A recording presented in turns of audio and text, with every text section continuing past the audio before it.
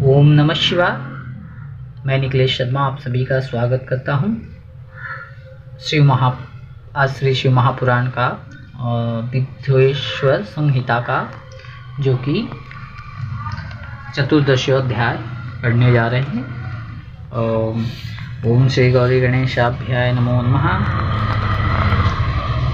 ओम अग्नि यज्ञ, देव यज्ञ और ब्रह्म यज्ञ आदि का वर्णन भगवान शिव के द्वारा सातों वारों का निर्माण तथा उनमें देवाराधना से विभिन्न प्रकार के फलों की प्राप्ति कथन। ऋषिगण बोले, हे प्रभु, अग्नि यज्ञ, देव यज्ञ, ब्रह्म यज्ञ, गुरु पूजा तथा ब्रह्म तृप्ति का क्रमशः हमारे समक्ष वर्णन कीजिए। सूत जी बोले, हे महर्षियों, गृहस्थ पुरुष अग्नि में सायंकाल और प्रातः काल जो चावल आदि द्रव्य की आहुतियाँ देता है उसी को अग्नि यज्ञ कहते हैं। जो ब्रह्मचर्य आश्रम में स्थित हैं उन ब्रह्मचारियों के लिए समिधा का आधान ही अग्नि यज्ञ है। वे समिधा का ही अग्नि में हवन करें। हे ब्राह्मणों, ब्रह्मचर्य आश्रम में निवास करने वाले द्विजों का जब तक विवाह न हो जाए और वे औपासनाग्नि की प्रतिष्ठा न कर लें तब तक उनके लिए अग्नि में समिधा की आहुति, व्रत आदि का पालन तथा विशेष यजन आदि ही कर्तव्य है। यही उनके लिए अग्नि यज्ञ है। हे द्विजों, जिन्होंने बाह्य अग्नि को विसर्जित करके अपनी आत्मा में ही अग्नि का आरोप कर लिया है, ऐसे वानप्रस्थियों और सन्यासियों के लिए यही हवन या अग्नि यज्ञ है कि वे विहित समय पर हितकर परिमित और पवित्र अन्न का भोजन कर लें।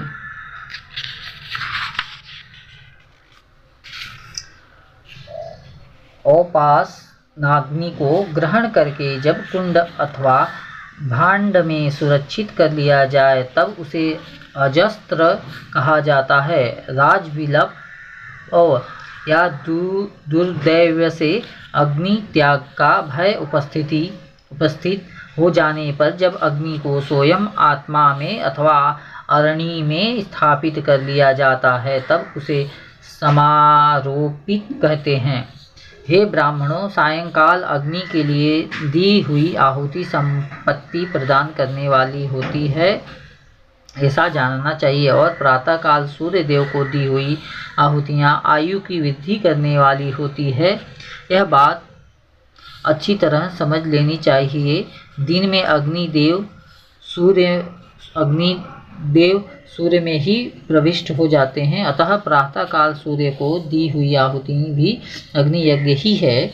इंद्र आदि समस्त देवताओं के उद्देश्य से अग्नि में जो आहुतियाँ दी जाती हैं उसे देव यज्ञ समझना चाहिए। स्थाली पाक आदि यज्ञों को देव यज्ञ ही मानना चाहिए। लौकिक अग्नि में प्रतिष्ठित जो चूड़ाकरण आदि संस्कार निमित्त हवन कर्म है उन्हें भी देव यज्ञ ही अंतर्गत जानना चाहिए। अब ब्रह्म यज्ञ वर्णन सुनिए। द्विजों को चाहिए कि वह देवताओं की तृप्ति के लिए निरंतर ब्रह्म यज्ञ करे। वेदों का जो नित्य अध्ययन होता है उसी को ब्रह्म यज्ञ कहा गया है। प्रातः नित्य कर्म के अनंतर सायंकाल तक ब्रह्म यज्ञ किया जा सकता है, उसके बाद रात में इसका विधान नहीं है। अग्नि के बिना देव यज्ञ कैसे संपन्न होता है, इसे आप लोग श्रद्धा से और आदरपूर्वक सुनिए। सृष्टि के आरंभ में सर्वज्ञ, दयालु और सर्वसमर्थ महादेव जी ने समस्त लोकों के उपकार के लिए वारों की कल्पना की है कि वे भगवान शिव संसार रूपी रोग को दूर करने के लिए वैद्य हैं, सबके ज्ञाता तथा समस्त औषधों के भी औषध हैं। उन भगवान ने पहले अपने वार की कल्पना की जो आरोग्य प्रदान करने वाला है। तत्पश्चात उन्होंने अपनी माया शक्ति का वार बनाया जो संपत्ति प्रदान करने वाली है। जन्म काल में दुर्गतिग्रस्त बालक की रक्षा के लिए उन्होंने कुमार के वार की कल्पना की। तत्पश्चात सर्वसमर्थ महादेव जी ने आलस्य और पाप की निवृत्ति तथा समस्त लोकों का हित करने की इच्छा से लोक रक्षक भगवान विष्णु का वार बनाया। इसके बाद सबके स्वामी भगवान शिव ने पुष्टि और रक्षा के लिए आयुहकर्ता तथा त्रिलोक स्रष्टा परमेष्ठी ब्रह्मा का आयुष्कार वार बनाया, जिससे संपूर्ण जगत के आयुष्य की सिद्धि हो सके। इसके बाद तीनों लोकों की वृद्धि के लिए पहले पुण्य पाप की रचना की, तत्पश्चात उनके करने वाले लोगों को शुभाशुभ फल देने के लिए भगवान शिव ने इंद्र और यम के वारों का निर्माण किया। ये दोनों वार क्रमशः भोग देने वाले तथा लोगों के मृत्यु भय को दूर करने वाले हैं। इसके बाद सूर्य आदि 7 ग्रहों को, जो अपने ही स्वरूप भूत तथा प्राणियों के लिए दुख सुख के सूचक हैं, भगवान शिव ने उपर्युक्त 7 वारों का स्वामी निश्चित किया। वे सब ग्रह नक्षत्रों के ज्योतिर्मय मंडल में प्रतिष्ठित हैं। शिव के वार या दिन के स्वामी सूर्य हैं। शक्ति संबंधनी वार के स्वामी सोम हैं। कुमार संबंधी दिन के अधिपति मंगल हैं। विष्णु वार के स्वामी बुध हैं। ब्रह्मा जी के वार के अधिपति बृहस्पति हैं। इंद्रवार के स्वामी शुक्र हैं और यमवार के स्वामी शनैश्चर हैं। अपने अपने वार में की हुई उन देवताओं की पूजा उनके अपने अपने फल को देने वाली होती है। सूर्य आरोग्य के और चंद्रमा संपत्ति के दाता हैं। मंगल व्याधियों का निवारण करते हैं। बुध पुष्टि देते हैं। बृहस्पति आयु की वृद्धि करते हैं। शुक्र भोग देते हैं और शनैश्चर मृत्यु का निवारण करते हैं। ये 7 वारों के क्रमशः फल बताए गए हैं, जो उन देवताओं की प्रीति से प्राप्त होते हैं। अन्य देवताओं की भी पूजा का फल देने वाले भगवान शिव ही हैं। देवताओं की प्रसन्नता के लिए पूजा की 5 प्रकार की ही पद्धति बनाई गई है। उन देवताओं को मंत्रों का जप यह पहला प्रकार है।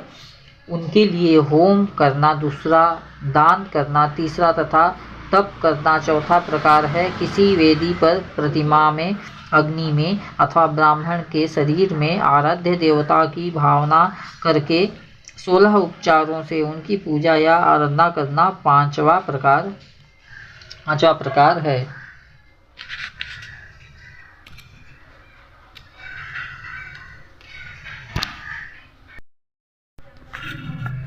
इनमें पूजा के उत्तरोत्तर आधार श्रेष्ठ हैं। पूर्व के अभाव में उत्तरोत्तर आधार का अवलंबन करना चाहिए। दोनों नेत्रों तथा मस्तक के रोग और कुष्ठ रोग की शांति के लिए भगवान सूर्य की पूजा करके ब्राह्मणों को भोजन कराया। तदनंतर 1 दिन, 1 मास, 1 वर्ष अथवा 3 वर्ष तक लगातार ऐसा साधन करना चाहिए। इससे यदि प्रबल प्रारब्ध का निर्माण हो जाए तो रोग एवं जरा आदि का नाश हो जाता है। इष्ट देव के नाम मंत्रों का जप आदि साधनवाद आदि के अनुसार फल देते हैं। रविवार को सूर्य देव के लिए, अन्य देवताओं के लिए तथा ब्राह्मणों के लिए विशिष्ट वस्तु अर्पित करें। यह साधन विशिष्ट फल देने वाला होता है तथा इसके द्वारा विशेष रूप से पापों की शांति होती है। विद्वान पुरुष सोमवार को संपत्ति की प्राप्ति के लिए लक्ष्मी आदि की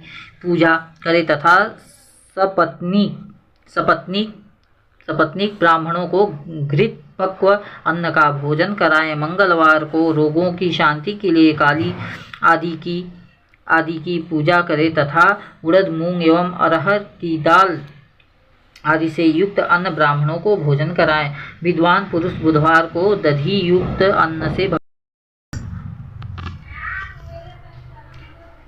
ऐसा करने से सदा पुत्र, मित्र और स्त्री आदि की पुष्टि होती है। जो दीर्घायु होने की इच्छा रखता हो वह गुरुवार को देवताओं की पुष्टि के लिए वस्त्र यज्ञोपवीत तथा घृत मिश्रित खीर से यजन पूजन करे। भोगों की प्राप्ति के लिए शुक्रवार को एकाग्र चित्त होकर देवताओं का पूजन करें और ब्राह्मणों की तृप्ति के लिए षड्रसयुक्त अन्न का दान करें। इसी प्रकार स्त्रियों की भी प्रसन्नता के लिए सुंदर वस्त्र आदि का दान करें। शनिश्चर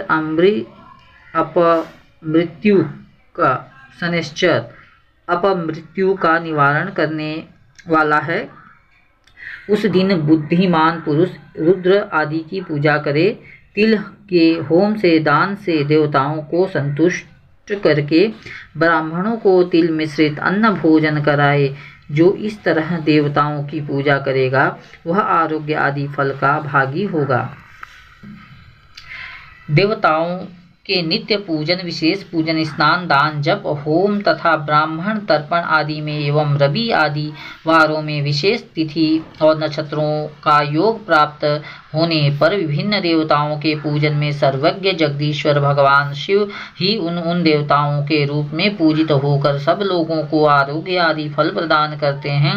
देश काल पात्र द्रव्य श्राद्ध एवं लोक के अनुसार उनके आरतम्य क्रम का ध्यान रखते हुए महादेव जी आराधना करने वाले लोगों को आरोग्य आदि फल देते हैं। शुभ मांगलिक कर्म के आरंभ में, अशुभ अंत्येष्टि आदि कर्म के अंत में तथा जन्म नक्षत्रों के आने पर गृहस्थ पुरुष अपने घर में आरोग्य आदि की समृद्धि के लिए सूर्य आदि ग्रहों का पूजन करे। इससे सिद्ध है कि देवताओं का यजन संपूर्ण अभीष्ट वस्तुओं को देने वाला है। ब्राह्मणों का देव यजन कर्म वैदिक मंत्रों के साथ होना चाहिए। यहाँ ब्राह्मण शब्द क्षत्रिय और वैश्य का भी उपलक्षण है। शूद्र आदि दूसरों का देवयज्ञ तांत्रिक विधि से होना चाहिए। शुभ फल की इच्छा रखने वाले मनुष्यों को सातों ही दिन अपनी शक्ति के अनुसार सदा देव पूजन करना चाहिए। निर्धन मनुष्य तपस्या, व्रत आदि के कष्ट सहन द्वारा अपना धनी द्वारा देवताओं की आराधना करे। वह बार बार श्रद्धा पूर्वक इस तरह के धर्म का अनुष्ठान करता है और बारंबार पुण्य लोकों में नाना प्रकार के फल भोग कर पुनः इस पृथ्वी पर जन्म ग्रहण करता है। धनवान पुरुष सदा भोग सिद्धि के लिए मार्ग में वृक्ष आदि लगाकर लोगों के लिए छाया की व्यवस्था करे।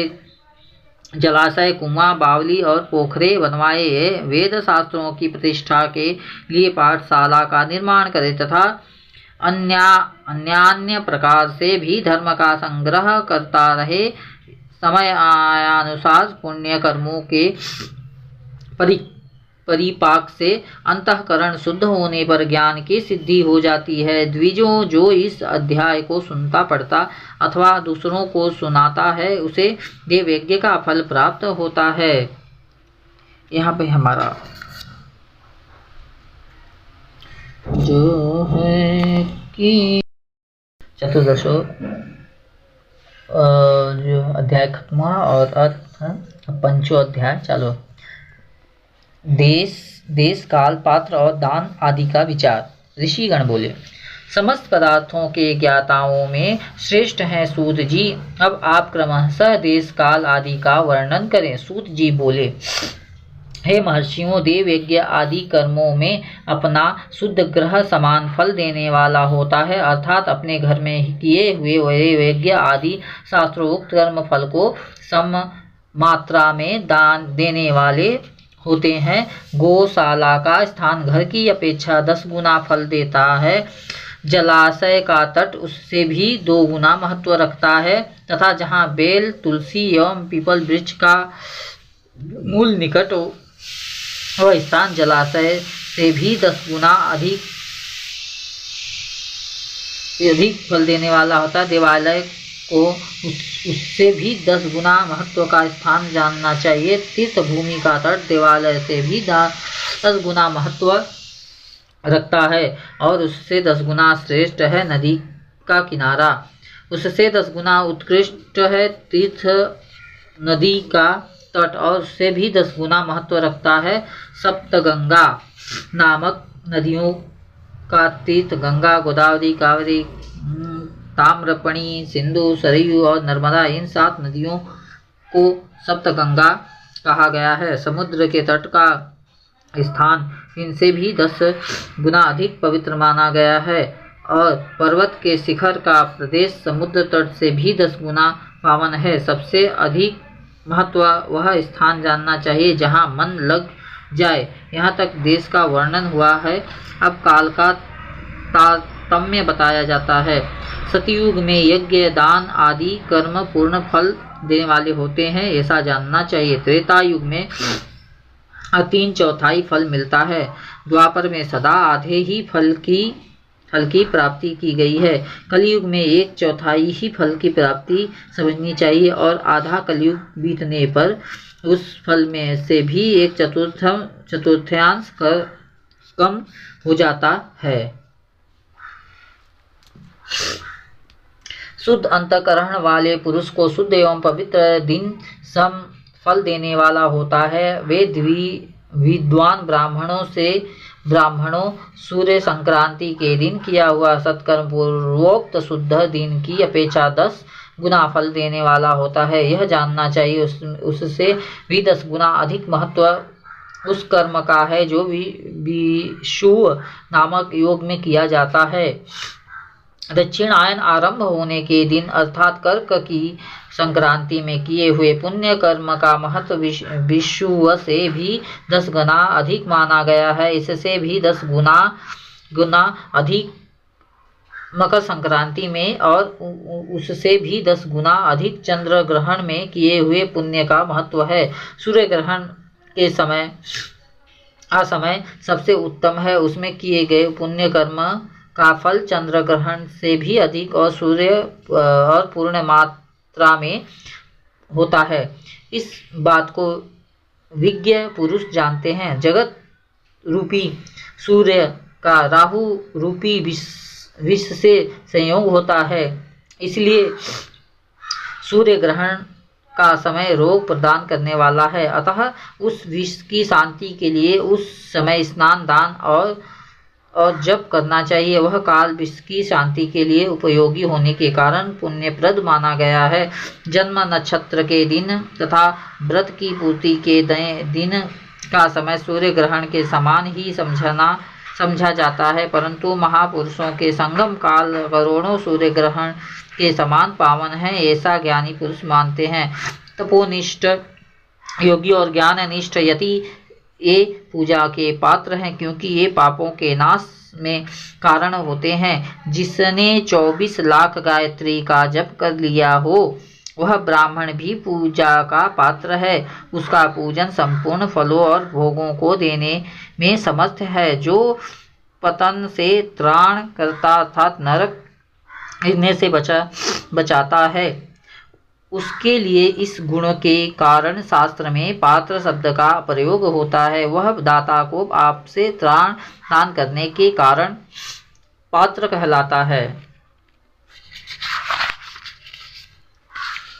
गायत्री अपना गान करने वाले का अधोगति से त्राण करती है, इसलिए वह गायत्री कहलाती है। जैसे इस लोक में जो धनहीन है और दूसरे को धन नहीं दे सकता, जो यहाँ धनवान है वही दूसरे को धन दे सकता है, उसी तरह जो स्वयं शुद्ध और पवित्र आत्मा है वही दूसरे मनुष्यों का त्राण या उद्धार कर सकता है। जो गायत्री का जप करके शुद्ध हो गया है वही शुद्ध ब्राह्मण कहा जाता है। इसलिए दान, जप, होम, पूजा इन सभी कर्मों के लिए वही शुद्ध पात्र है। ऐसा ब्राह्मण ही दान लेने तथा रक्षा करने की पात्रता रखता है। स्त्री हो या पुरुष, जो भी भूखा हो वही अन्नदान का पात्र है।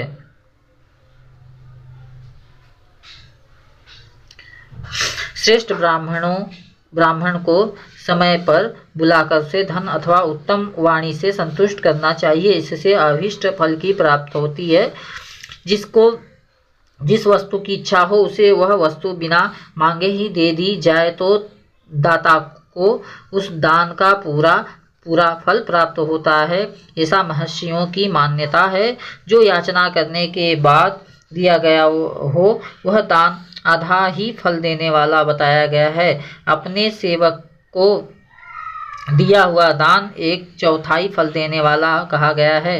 हे विप्रवरों, जो जाति मात्र से ब्राह्मण है और दीनतापूर्ण वृत्ति से जीवन बिताता है, उसे दिया हुआ धन का दान दाता को इस भूतल पर 10 वर्षों तक भोग प्रदान करने वाला होता है। वहीं दान यदि वेदता ब्राह्मण को दिया जाए तो वह स्वर्गलोक में देवलोकों के 10 वर्षों तक दिव्य भोग देने वाला होता है। गायत्री जापक ब्राह्मणों को दान देने से सत्यलोक में 10 वर्षों तक पुण्य भोग प्राप्त होता है और विष्णु भक्त ब्राह्मण को दिया गया दान वैकुंठ की प्राप्ति कराने वाला हो जाना जाता है। शिव भक्त विप्रो को दिया हुआ दान कैलाश की प्राप्ति कराने वाला कहा गया है। इस प्रकार सबको इन लोकों में भोग प्राप्ति के लिए दान देना चाहिए। रविवार के दिन ब्राह्मणों को दशांग अन्न देने वाला मनुष्य दूसरे जन्म में 10 वर्षों तक निरोग रहता है। बहुत सम्मान पूर्वक बुलाना, अभ्यंग, चंदन आदि पात सेवन, वस्त्र गंध आदि से पूजन, घी के मालपुए आदि सुंदर भोजन, 6 रस व्यंजन, दक्षिणा सहित तांबुल, नमस्कार एवं जाते समय अनुगमन ये अन्नदान के 10 अंग कहे गए हैं। 10 ब्राह्मणों को रविवार के दिन दशांक अन्न का दान करने वाला 100 वर्ष तक निरोग रहता है। सोमवार आदि विभिन्न वारों में अन्नदान का फल उन वारों के अनुसार दूसरे जन्म में इस पृथ्वी लोक में प्राप्त होता है, ऐसा जानना चाहिए। 7 वारों में 10 ब्राह्मणों को दशांश अन्नदान करने से 100 वर्ष तक आरोग्य आदि फल प्राप्त होते हैं। इस प्रकार रविवार के दिन ब्राह्मणों को अन्नदान करने वाला मनुष्य 1000 वर्षों तक शिवलोक में आरोग्य लाभ करता है। इसी प्रकार 1000 ब्राह्मणों को अन्नदान करके मनुष्य 10,000 वर्षों तक आरोग्य भोग करता है। विद्वान सोमवार आदि दिनों के विषय में भी ऐसा ही जानना चाहिए। रविवार को गायत्री जप से पवित्र अंतकरण वाले 1000 ब्राह्मणों को अन्नदान करके मनुष्य सत्यलोक में आरोग्य आदि भोगों को प्राप्त करता है। इसी प्रकार 10,000 ब्राह्मणों को दान देने से विष्णु लोक में ऐसी प्राप्ति होती है और 1 ब्राह्मणों को अन्नदान करने से रुद्रलोक में भोग आदि की प्राप्ति होती है। विद्या की कामना वाले मनुष्यों को ब्रह्म बुद्धि से बालकों को दशांक अन्न का दान करना चाहिए। पुत्र की कामना वाले लोगों को विष्णु बुद्धि से युवकों को दान करना चाहिए और ज्ञान प्राप्ति की इच्छा वालों को रुद्र बुद्धि से वृद्धजनों को दान देना चाहिए। इसी प्रकार बुद्धि की कामना करने वाले श्रेष्ठ मनुष्यों को सरस्वती बुद्धि से बालिकाओं को दशांश अन्न का दान करना चाहिए। सुख भोग की कामना वाले श्रेष्ठ जनों को लक्ष्मी बुद्धि से युवतियों को दान देना चाहिए। आत्मज्ञान की इच्छा वाले लोगों को पार्वती बुद्धि से वृद्धा स्त्रियों को अन्नदान करना चाहिए। ब्राह्मणों के लिए शील तथा उच्च वृत्ति से लाया हुआ और गुरु दक्षिणा में प्राप्त हुआ अन्न धन शुद्ध द्रव्य कहलाता है। उसका दान दाता को पूर्ण फल देने वाला बताया गया है। शुद्ध शुक्ल प्रतिग्रह दान में मिला हुआ द्रव्य मध्यम द्रव्य कहा जाता है और खेती व्यापार आदि से प्राप्त धन अधम द्रव्य कहा जाता है। क्षत्रियों का शौर्य से कमाया हुआ, वैश्यों का व्यापार से कमाया हुआ और शूद्रों का सेवा वृत्ति से प्राप्त किया हुआ धन भी उत्तम द्रव्य कहलाता है। धर्म की इच्छा रखने वाली स्त्रियों को जो धन पिता एवं पति से मिला हुआ हो उनके लिए वह उत्तम द्रव्य है। गौ आदि 12 वस्तुओं का चैत्र आदि 12 महीनों में से क्रमशः दान करना चाहिए अथवा किसी पुण्य काल में एकत्रित करके अपनी अभिष्ट प्राप्ति के लिए इनका दान करना चाहिए। गौ भूमि, तिल, सुवर्ण, घी, वस्त्र, धान्य, गुड़, चांदी, नमक, कोहड़ा आदि कन्या कन्या, ये ही वे 12 वस्तुएं हैं। गोदान में दी हुई गाय के उपकारी गोबर से, धन धान्य आदि ठोस पदार्थों के आश्रय से टिके पापों का नाश होता है, और उसके गोमूत्र, जल, तेल आदि तरल पदार्थों में रहने वाले पापों का नाश होता है। उसके दूध, दही और घी से कायिक, वाचिक तथा मानसिक तीनों प्रकार के पाप नष्ट हो जाते हैं। उनसे कायिक आदि पुण्य कर्मों की पुष्टि भी होती है।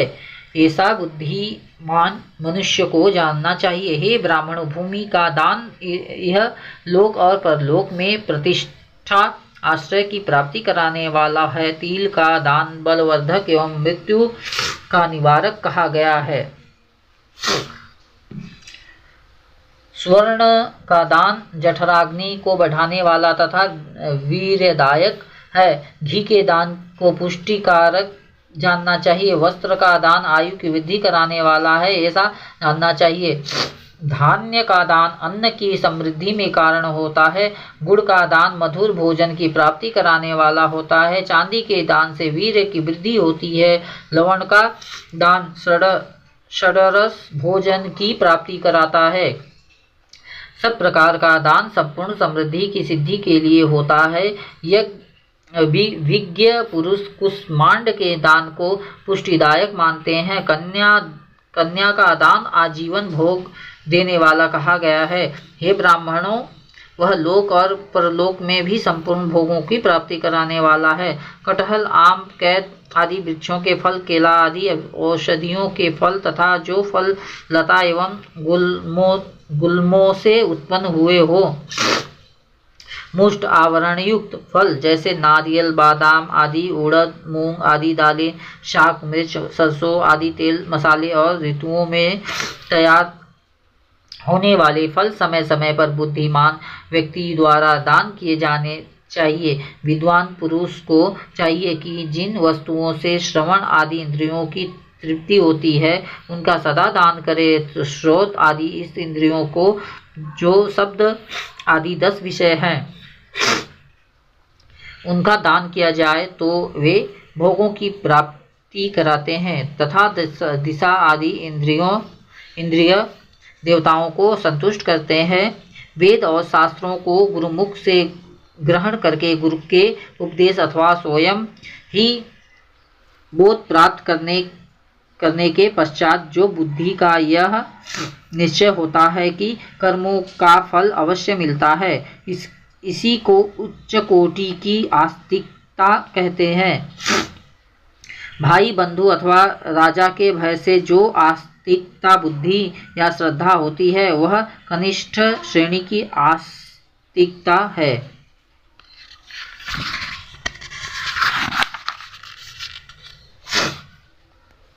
जो सर्वथा दरिद्र है, जिसके पास सभी वस्तुओं का अभाव है, वह वाणी अथवा कर्म शरीर द्वारा यजन करे। मंत्र, स्तोत्र और जप आदि का वाणी द्वारा किया गया यजन समझना चाहिए तथा तीर्थ यात्रा और व्रत आदि को विद्वान पुरुष शारीरिक यजन मानते हैं।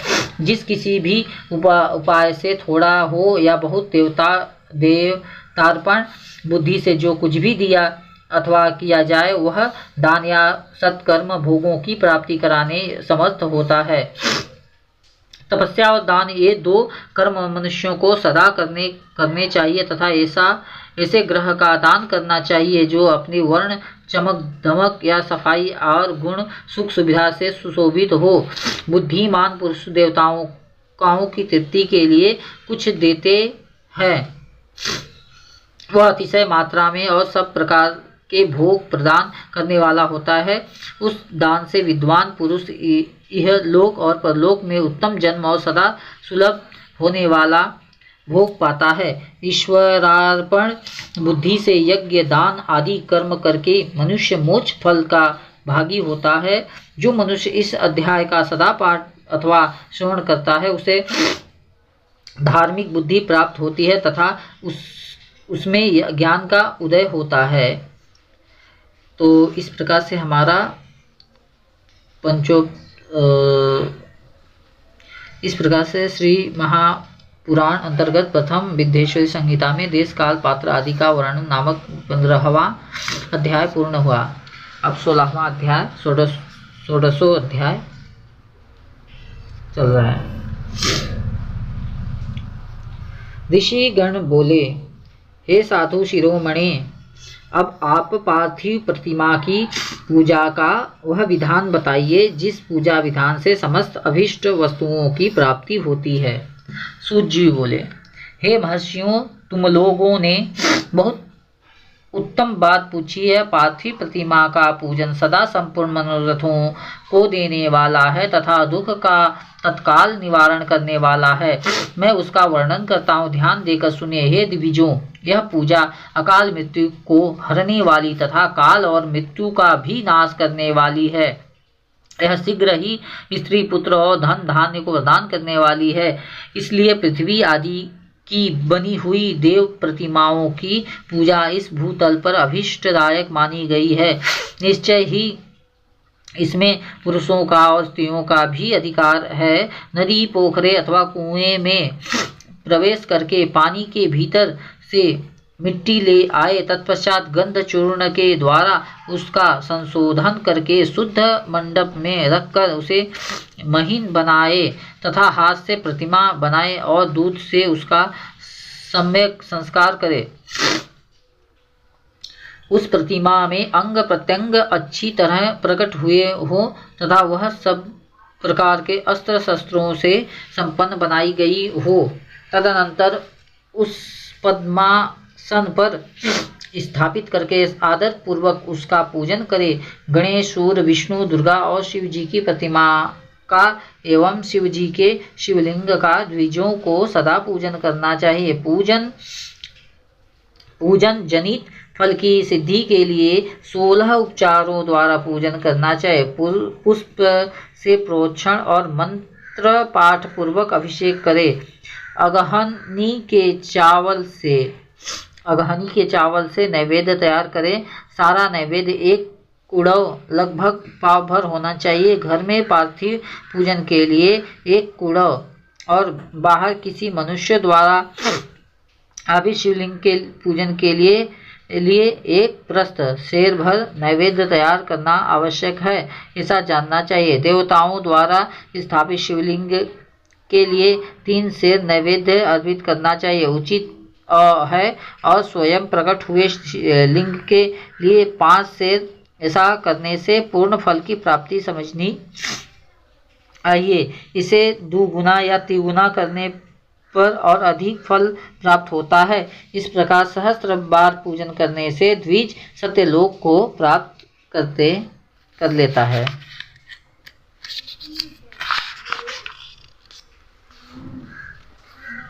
12 उंगल चौड़ा, इससे दूना और 1 अंगुल अधिक अर्थात 25 अंगुल लंबा तथा 15 अंगुल ऊंचा जो लोहे या लकड़ी का बना हुआ पात्र होता है उसे विद्वान पुरुष शिव कहते हैं। उसका 8वां भाग प्रस्थ कहलाता है जो 4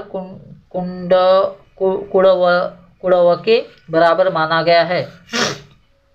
मनुष्य द्वारा स्थापित शिवलिंग के लिए 10 प्रस्थ, ऋषि द्वारा स्थापित शिवलिंग के लिए 100 प्रस्थ और स्वयंभू शिवलिंग के लिए 1 सहस्त्र प्रस्थ नैवेद्य निवेदन किया जाए तथा जल, तेल आदि एवं गंध द्रव्यों को भी यथा योग्य मात्रा रखी जाए तो यह उन शिवलिंगों की महापूजा बताई जाती है। देवता का अभिषेक करने से आत्मशुद्धि होती है, गंध से पुण्य की प्राप्ति होती है। नैवेद्य अर्पण करने से आयु बढ़ती है और तृप्ति होती है। धूप निवेद करने से धन की प्राप्ति होती है। दीप दिखाने से ज्ञान का उदय होता है और तांबुल समर्पण करने से भोग की उपलब्धि होती है। इसलिए स्नान आदि 6 उपचारों को यत्नपूर्वक अर्पित करें। नमस्कार और जब ये दोनों संपूर्ण अभीष्ट फल को देने वाले हैं, इसलिए भोग और मोक्ष की इच्छा रखने वाले लोगों को पूजा के अंत में सदा ही जप और नमस्कार करना चाहिए। मनुष्य को चाहिए कि वह सदा पहले मन से पूजा करके फिर उन उपचारों से पूजा करें। देवताओं की पूजा से उन देवताओं को लोगों को की प्राप्ति होती है तथा उनके अवान्तर लोकों में भी यथोष्ट भोग की वस्तुएं उपलब्ध होती हैं। हे दिविजो, अब मैं देव पूजा से प्राप्त होने वाले विशेष फलों का वर्णन करता हूँ। आप लोग श्रद्धा पूर्वक सुने।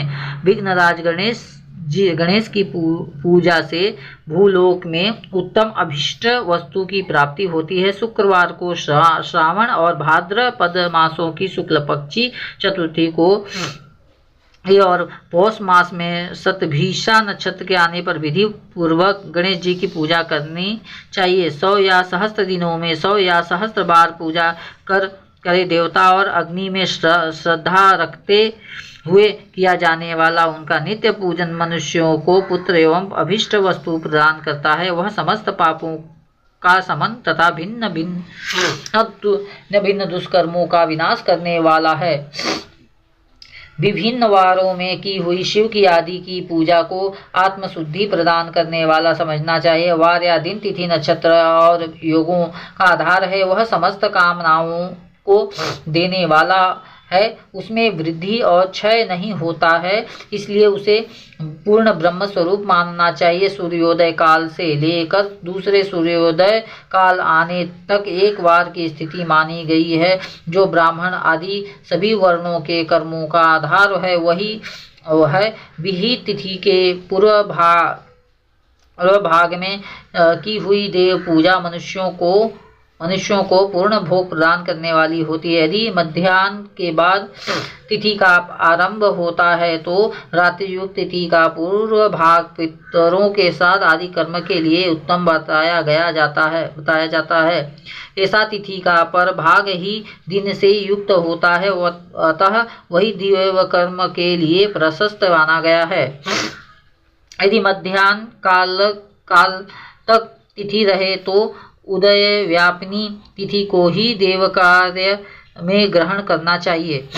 इसी तरह शुभ तिथि एवं नक्षत्र आदि देव कार्यों में ग्राह्य होते हैं। वार आदि का भली भांति विचार करके पूजा और जप आदि करने चाहिए। वेदों में पूजा शब्द के अर्थ की इस प्रकार की योजना कही गई है कि पूजायते अनेन इति पूजा। यह पूजा शब्द की व्युत्पत्ति है। पूह का अर्थ है भोग और फल की सिद्धि। वह जिस कर्म से संपन्न होती है उसका नाम पूजा है। मनोवांछित वस्तु तथा ज्ञान ये ही अभिष्ट वस्तुएं हैं। सकाम भाव वाले को अभिष्ट भोग अपेक्षित होता है और निष्काम भाव वाले को अर्थ पारमार्थिक ज्ञान, ये दोनों ही पूजा शब्द के अर्थ हैं। इनकी योजना करने से ही पूजा शब्द की सार्थकता है। इस प्रकार लोक और वेद में पूजा शब्द का अर्थ विख्यात है। नित्य और नैमित्तिक कर्म कालांतर में फल देते हैं, किंतु काम्य कर्म का यदि भली भांति अनुष्ठान हुआ हो तो वह तत्काल फलदायक होता है। प्रतिदिन एक पक्ष, एक मास और एक वर्ष तक लगातार पूजन करने से उन कर्मों के फल की प्राप्ति होती है और उनसे वैसे ही पापों का क्रमशः क्षय होता है। प्रत्येक मास के कृष्ण पक्ष की चतुर्थी तिथि को की हुई महागणपति की पूजा एक पक्ष के पापों का नाश करने वाली और एक पक्ष तक उत्तम भोग रूपी फल देने वाली होती है। चैत्र मास में चतुर्थी को की हुई पूजा एक मास तक किए गए पूजन का फल देने वाली होती है और जब सूर्य सिंह राशि पर स्थित हो उस समय भाद्रपद मास की चतुर्थी को की हुई गणेश जी की पूजा को एक वर्ष तक मनोवांछित भोग प्रदान करने वाली जानना चाहिए। श्रावण मास के रविवार को हस्त नक्षत्र से युक्त सप्तमी तिथि तथा तिथि को तथा माघ शुक्ल सप्तमी को भगवान सूर्य का पूजन करना चाहिए। ज्येष्ठ तथा भाद्रपद मास के बुधवार को श्रवण नक्षत्र से युक्त द्वादशी तिथि को तथा केवल द्वादशी को भी किया गया भगवान विष्णु का पूजन अभीष्ट संपत्ति को देने वाला माना गया है। श्रावण मास में की जाने अंगों एवं उपकरणों सहित पूर्वोक्त गौ आदि 12 वस्तुओं का दान करने से जिस फल की प्राप्ति होती है उसी को द्वादशी तिथि में आराधना द्वारा श्री विष्णु की तृप्ति करके मनुष्य प्राप्त कर लेता है। जो द्वादशी तिथि को भगवान विष्णु के 12 नामों द्वारा 12 ब्राह्मणों का षोडशोपचार पूजन करता है वह उनकी प्रसन्नता प्राप्त कर लेता है। इसी प्रकार भगवान संपूर्ण देवताओं के विभिन्न 12 नामों द्वारा 12 ब्राह्मणों का किया हुआ पूजन उन देवताओं को प्रसन्न करने वाला होता है। ईश्वर की इच्छा रखने वाले पुरुष को कर्क की संक्रांति से युक्त श्रावण मास में नवमी तिथि को मृगशिरा नक्षत्र के योग में संपूर्ण मनोवांछित भोगों और फलों को देने वाली अंबिका का पूजन करना चाहिए। आश्विन मास के शुक्ल पक्ष नवमी तिथि संपूर्ण अभिष्ट फलों को देने वाली है। उसी मास के कृष्ण पक्ष की चतुर्दशी को यदि रविवार पड़ा हो तो उस दिन का महत्व विशेष बढ़ जाता है। उसके साथ ही यदि आर्द्रा और महाआर्द्रा सूर्य संक्रांति से युक्त आर्द्रा का योग हो तो उक्त अवसरों पर की हुई शिव पूजा का विशेष महत्व माना गया है। माघ कृष्ण चतुर्दशी को शिव जी की हुई पूजा संपूर्ण अभिष्ट फलों को देने वाली है। वह मनुष्यों की आयु बढ़ाती है, मृत्यु को दूर हटाती है और समस्त सिद्धियों की प्राप्ति कराती है। ज्येष्ठ मास में चतुर्दशी को यदि महाद्रा का योग हो अथवा मार्गशीर्ष मास में किसी भी तिथि को यदि आर्द्रा नक्षत्र हो तो उस अवसर पर विभिन्न वस्तुओं की बनी हुई मूर्ति के रूप में शिव जी की जो 16 उपचारों से पूजा करता है उस पुण्यात्मा के चरणों का दर्शन करना चाहिए। भगवान शिव की पूजा मनुष्यों को भोग और मोक्ष देने वाली है, ऐसा जानना चाहिए। कार्तिक मास में प्रत्येक वार और तिथि आदि में शिव देव पूजा का विशेष महत्व है। कार्तिक मास आने पर विद्वान पुरुष दान तप होम जप और नियम आदि के द्वारा समस्त देवताओं का षोडशोपचार से पूजन करे और उस पूजन में देव प्रतिमा ब्राह्मण तथा मंत्रों का उपयोग आवश्यक है। ब्राह्मणों को भोजन कराने से वह पूजन कर्म संपन्न होता है। पूजक को चाहिए कि वह कामनाओं को त्याग कर पीड़ा रहित शांत हो देवाराधना में तत्पर रहे। कार्तिक मास में देवताओं का यजन पूजन समस्त भोगों को देने वाला होता है। यह व्याधियों को हर लेने वाला और भूतों तथा ग्रहों का विनाश भी करने वाला है। कार्तिक मास के रविवारों को भगवान सूर्य की पूजा करने और तेल तथा कपास का दान करने से मनुष्यों के कोढ़ आदि रोगों का नाश होता है। हर्षे काली मिर्च वस्त्र तथा दूध आदि के दान से और ब्राह्मणों की प्रतिष्ठा करने से क्षय रोग नाश होता है। दीप और सरसों के दान से मिर्गी का रोग मिट जाता है। कृतिका नक्षत्र युक्त सोमवारों को किया हुआ शिव जी का पूजन मनुष्यों के महान दारिद्र्य को मिटाने वाला और संपूर्ण संपत्तियों को देने वाला है। घर की आवश्यक सामग्रियों के साथ ग्रह और क्षेत्र आदि का दान करने से भी उक्त फल की प्राप्ति होती है। कृतिका युक्त मंगलवारों को श्री स्कंद पूजन करने से तथा दीपक एवं घंटा आदि का दान देने से मनुष्यों को शीघ्र ही वाक सिद्धि प्राप्त हो जाती है।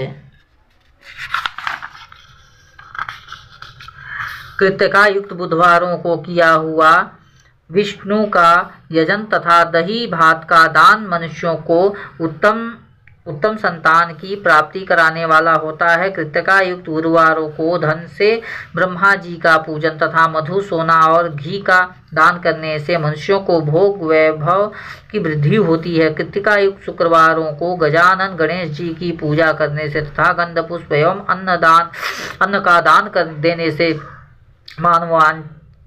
मानवों की सुख भोगने योग्य पदार्थों की वृद्धि होती है। उस दिन सोना चांदी आदि का दान करने से वंध्या को भी उत्तम पुत्र की प्राप्ति होती है। कृतिका युक्त शनिवार को दिक्पालों की वंदना, दिग्गजों, नागों, सेतुपालों का पूजन और त्रिनेत्रधारी रुद्र तथा पापहारी विष्णु का पूजन ज्ञान की प्राप्ति कराने वाला है। ब्रह्मा, धनवंतरी एवं दोनों अश्विनी कुमारों का पूजन करने से रोग तथा अपमृत्यु का निवारण होता है और तत्कालिक व्याधियों की शांति हो जाती है। नमक, लोहा, तेल और उड़द आदि का, त्रिकूट, सौंठ, पीपल और गोल मिर्च, फल, गंध और जल आदि का तथा घृत आदि द्रव्य पदार्थों का और सुवर्ण, मोती, धान्य आदि ठोस वस्तुओं का भी दान देने से स्वर्गलोक की प्राप्ति होती है। इनमें से नमक आदि का मान कम से कम 1 प्रस्थ सेर और स्वर्ण आदि का मान कम से कम 1 पल होना चाहिए। धनु की संक्रांति से युक्त पौष मास में उस काल में शिव आदि समस्त देवताओं का पूजन क्रमशः समस्त सिद्धियों की प्राप्ति कराने वाला होता है। इस पूजन में अगहनी के चावल से तैयार किए गए हविष्य का नैवेद्य उत्तम बताया जाता है। पौष मास में नाना प्रकार के अन्न का नैवेद्य विशेष महत्व रखता है। मार्गशीर्ष मास में केवल अन्न का दान करने वाले मनुष्य संपूर्ण अभिष्ट फलों की प्राप्ति हो जाती है। मार्गशीर्ष मास में अन्न का दान करने वाले मनुष्य सारे पाप नष्ट हो जाते हैं। वह अभिष्ट सिद्धि, आरोग्य, धर्म, वेद का सम्यक ज्ञान, उत्तम अनुष्ठान का फल, यह लोक और परलोक में महान भोग तथा अंत में सनातन योग, मोक्ष तथा वेदांत ज्ञान की सिद्धि प्राप्त कर लेता है। जो भोग की इच्छा रखने वाला है वह मनुष्य मार्गशीर्ष मास में आने पर कम से कम 3 दिन भी उस काल में अवश्य देवताओं का पूजन करे और पौष मास को पूजन से खाली न जाने दे। उस काल से लेकर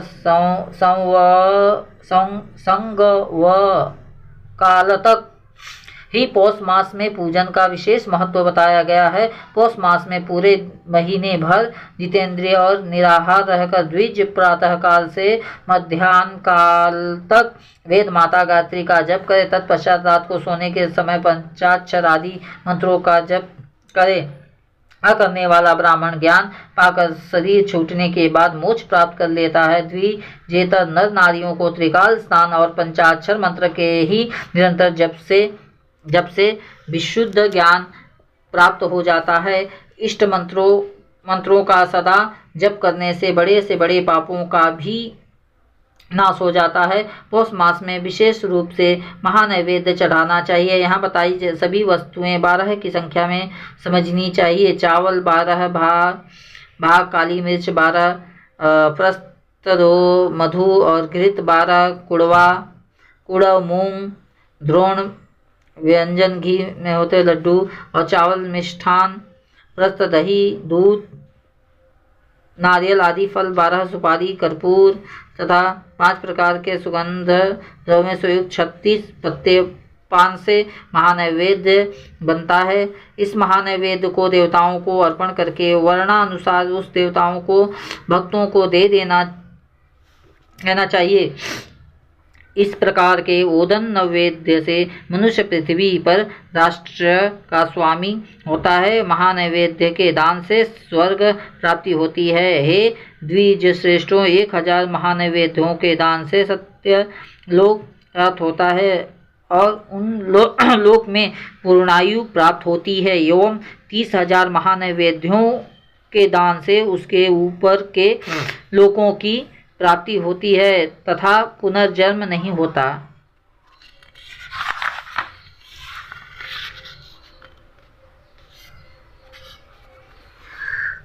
36,000 महानैवेद्यों को जन्म नैवेद्य कहा गया है। उतने नैवेद्यों का दान महापूर्ण कहलाता है। महापूर्ण नैवेद्य ही जन्म नैवेद्य कहा गया है। जन्म नैवेद्य के दान से पुनर्जन्म नहीं होता। कार्तिक मास में संक्रांति, व्यतिपात, जन्म नक्षत्र, पूर्णिमा आदि किसी पवित्र दिन को जन्म नैवेद्य चढ़ाना चाहिए। संवत्सर के प्रारंभिक दिन को भी उत्तम जन्म नैवेद्य अर्पण करना चाहिए। किसी अन्य महीने में भी जन्म नक्षत्र के पूर्ण योग के दिन तथा अधिक पुण्योगों के मिलने पर धीरे धीरे 36,000 महानैवेद्य अर्पण कर जन्म नैवेद्य के दान से जन्मार्पण का फल प्राप्त होता है। जन्मार्पण से प्रसन्न होकर भगवान शंकर अपना सायुज्य प्रदान करते हैं। इसलिए इस जन्म नैवेद्य को शिव को ही अर्पण करना चाहिए। योनि और लिंग रूप में विराजमान शिव जन्म को देने वाला हैं, अतः पुनर्जन्म की निवृत्ति के लिए जन्म नैवेद्य से शिव की पूजा करनी चाहिए। सारा चराचर जगत बिंदु नाद स्वरूप है। बिंदु शक्ति है और नाद शिव है। इस तरह यह जगत शिव स्वरूप है। नाद बिंदु का और बिंदु इस जगत का आधार है। ये बिंदु और नाद शक्ति और शिव संपूर्ण जगत के आधार रूप से स्थित है। बिंदु और नाद से युक्त सब कुछ शिव स्वरूप है, क्योंकि वही सबका आधार है। आधार में ही आधेय का समावेश अथवा लय होता है। यही समलीकरण है। इस सकलीकरणी की स्थिति से ही सृष्टि काल में जगत का प्रादुर्भाव होता है, इसमें संशय नहीं। शिवलिंग बिंदु नाद स्वरूप है, अतः उसे जगत का कारण बताया जाता है। बिंदु देवी है और नाद शिव है। इन दोनों का संयुक्त रूप ही शिवलिंग कहलाता है। अतः जन्म के संकट से छुटकारा पाने के लिए शिवलिंग की पूजा करनी चाहिए। बिंदु रूपा देवी उमा माता और नाद स्वरूप भगवान शिव पिता, इन माता पिता के पूजित होने से परमानंद की ही प्राप्ति होती है। अतः परमानंद का लाभ लेने के लिए शिवलिंग का विशेष रूप से पूजन करें। और देवी उमा जगत की माता हैं और भगवान शिव जगत के पिता हैं। जो इनकी सेवा करता है उस पुत्र पर इन दोनों माता पिता की कृपा नित्य अधिक बढ़ती रहती है। पूजक पर कृपा करके उसे अपना आंतरिक ऐश्वर्य प्रदान करते हैं। अतः हे मुनीश्वरों, आंतरिक आनंद की प्राप्ति के लिए शिवलिंग को माता पिता स्वरूप मानकर उसकी पूजा करनी चाहिए। भर्ग शिव पुरुष रूप है और भर्गा शिव अथवा शक्ति प्रकृति कहलाती है अथवा अति है। अव्यक्त आंतरिक अधिष्ठान रूप गर्भ को पुरुष कहते हैं और सुयुक्त आंतरिक अधिष्ठानभूत गर्भ को प्रकृति पुरुष आदिर गर्भ है। वह प्रकृति रूप गर्भ से युक्त होने के कारण गर्भान है, क्योंकि वही प्रकृति का जनक है। प्रकृति में जो पुरुष संयोग होता है, यही पुरुष से उसका प्रथम जन्म कहलाता है। अव्यक्त प्रकृति से महत्ववादी के क्रम से जो जगत व्याप्त होना है, यही उस प्रकृति का द्वितीय जन्म कहलाता है। जीव पुरुष से ही बार बार जन्म और मृत्यु को प्राप्त होता है। माया द्वारा अन्य रूप से प्रकट किया जाना ही उसका जन्म कहलाता है। जीव का शरीर जन्म काल से ही जीर्ण क्षय भाव विकारों से युक्त होने लगता है, इसलिए उसे जीव यह संज्ञा दी गई है। जो जन्म लेता और विविध पाशों द्वारा बंधन में पड़ता है उसका नाम जीव है। जन्म और बंधन जीव शब्द का ही अर्थ है। अतः जन्म मृत्यु रूपी बंधनों की निवृत्ति के लिए जन्म के अधिष्ठान भूत माता पितृस्वरूप शिवलिंग की भले भांति पूजन करना चाहिए। शब्द आदि पंच तन मात्राओं तथा पंचेंद्रियों से विषय ग्रहण करने से भय अर्थात वृद्धि को गच्छति अर्थात प्राप्त होती है। इसीलिए भग शब्द का अर्थ प्रकृति है। भोग ही भग का मुख्य शब्दार्थ है। मुख्य भग प्रकृति है और भगवान शिव कहे जाते हैं। भगवान ही भोग प्रदान करते हैं, दूसरा कोई नहीं दे सकता। भग प्रकृति का स्वामी भगवान ही विद्वानों द्वारा भर्ग कहा जाता है। भर्ग प्रकृति से संयुक्त परमात्मा लिंग और लिंग संयुक्त भग प्रकृति ही इस लोक और परलोक में नित्य भोग प्रदान करते हैं। अतः भगवान महादेव के शिवलिंग की पूजा करनी चाहिए। संसार को उत्पन्न करने वाले सूर्य और उत्पन्न करने के कारण जगत ही उनका प्रत्यक्ष चिन्ह है, इसलिए उनका एक नाम भग भी है। पुरुष को लिंग में जगत को उत्पन्न करने वाले लिंग की ही पूजा करनी चाहिए। सृष्टि के अर्थ को बताने वाले चिन्ह के रूप में ही उसे लिंग कहा जाता है। लिंग परम पुरुष शिव का बोध कराता है। इस प्रकार शिव और शक्ति के मिलन के प्रतीक को ही शिवलिंग कहा गया है। अपने चिन्ह के पूजन से प्रसन्न होकर महादेव उस चिन्ह के कार्य रूप जन्मादि को समाप्त कर देते हैं तथा पूजक को पुनर्जन्म की प्राप्ति नहीं होती। अतः सभी लोगों को यथा प्राप्त बाह्य और मानसिक षोडशोपचार से शिवलिंग पूजन करना चाहिए। रविवार को की गई पूजा पुनर्जन्म निवारण कर देती है। रविवार को महालिंग की प्रणव ओम से ही पूजा करनी चाहिए। उस दिन पंचगव्य से किया गया अभिषेक विशेष महत्व का होता है। गोबर, गोमूत्र, गो दुग्ध, उसका दही और गोघृत ये पंचगव्य कहे गए जाते हैं। गाय का दूध, गाय का दही और गाय का घी, इन तीनों को पूजन के लिए शहद और शक्कर के साथ पृथक पृथक भी रखे और इन सबको मिलाकर सम्मिलित रूप से पंचामृत भी तैयार कर ले। इनके द्वारा शिवलिंग अभिषेक एवं स्नान कराए। फिर गाय के दूध और अन्न के मेल से नैवेद्य तैयार करके प्रणव मंत्र के उच्चारण पूर्वक उसे भगवान शिव को अर्पित करे। संपूर्ण प्रणव को ध्यान लिंग कहते हैं। स्वयंभू लिंग नाद स्वरूप होने के कारण नाद लिंग कहा गया है। यंत्र या अर्घा बिंदु स्वरूप होने के कारण बिंदु लिंग के रूप में विख्यात है। उसमें अचल रूप से प्रतिष्ठित जो शिवलिंग है वह मकार स्वरूप है, इसलिए मकार लिंग कहलाता है। सवारी निकलने आदि के लिए जो चर लिंग होता है वह ओंकार स्वरूप होने से उकार लिंग कहा गया है तथा पूजा की दीक्षा देने वाले जो गुरु या आचार्य हैं उनका विग्रह उकार का प्रतीक होने से अकार लिंग माना गया है। इस प्रकार प्रणव में प्रतिष्ठित आकार, उकार, मकार, बिंदु, नाद एवं ध्वनि के रूप में लिंग के 6 भेद है। इन 6 लिंगों के नित्य पूजा करने से साधक जीवन मुक्त हो जाता है, इसमें संशय नहीं। भक्ति पूर्वक की गई शिव पूजा मनुष्यों को पुनर्जन्म से छुटकारा दिलाती है।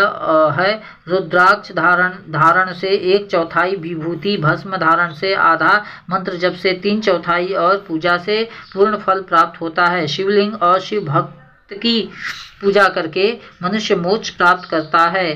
हे द्विजों, जो इस अध्याय को ध्यानपूर्वक पढ़ता सुनता है उसकी शिव भक्ति सुदृढ़ होकर बढ़ती रहती है। इस प्रकार श्री शिव महापुराण का अंतर्गत प्रथम विदेश्वर संहिता, पार्थिव पूजा आदि का प्रकरण वर्णन नामक